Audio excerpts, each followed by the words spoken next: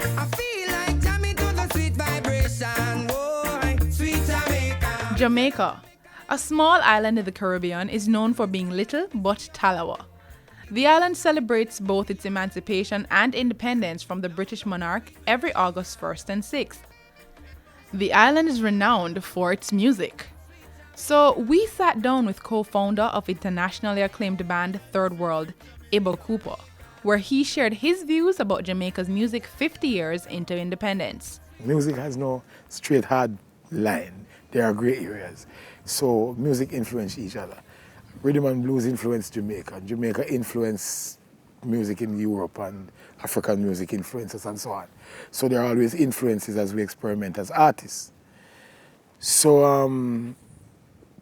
our music has touches of our heritage and influences from outside. However, once we got independent and that sound became identified as a Jamaican sound, namely ska, going into rocksteady, going into reggae, and now dancehall, we made an impact, especially in Europe and in England.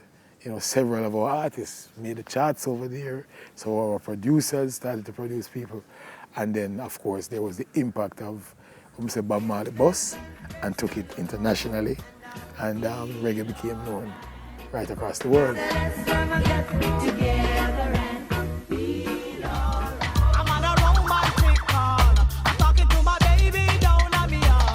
Dancehall enjoyed immense international popularity in the 90s, with the likes of Shabba Ranks, Patra, Beanie Man, and Buju Banton. What do you think about the new crop of dancehall artists?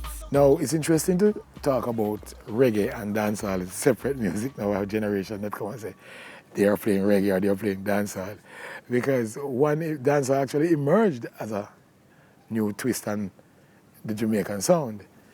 But I understand the distinction. What the people have with the dancehall artists now is that the topics they write about, and because a lot of it is for instant play and instant gratification, some people question that it doesn't have the staying power, as you say. I don't agree that it doesn't have staying power, but a lot of it is it's going to just come and go. You have, again, I go into old school dancehall.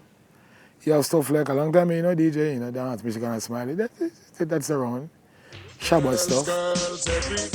From London, Canada, and the USA. Shabba came and performed in the 50th anniversary and it was awesome. You know what I mean?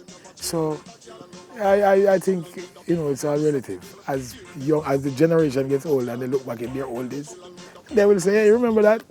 Yeah, so I don't think it's a fair statement. Cooper agrees that the craft has changed somewhat. When it comes to a lot of Jamaican young people now, they're hungry for it. But there is a craft called music, not the music industry now.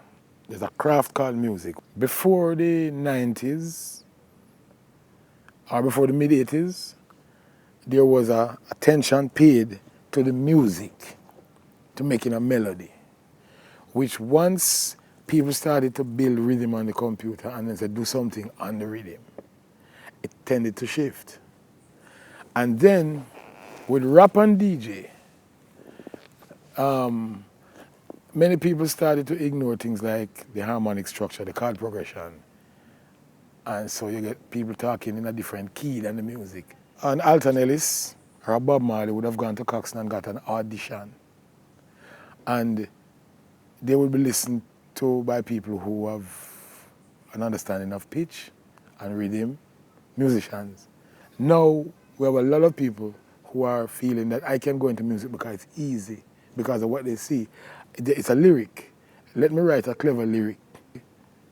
And then what they consider a clever lyric now is also interesting, because sometimes it's just wine, girl, wine, girl, wine. Wine again, girl, make her wine some more, and then she wine till her spring pop. And I get faced every day with a bunch of people who give me CDs and things, and you have to tell them, so boy, no. Because it's just, I've heard this before, and you don't do it different. You know what I'm saying?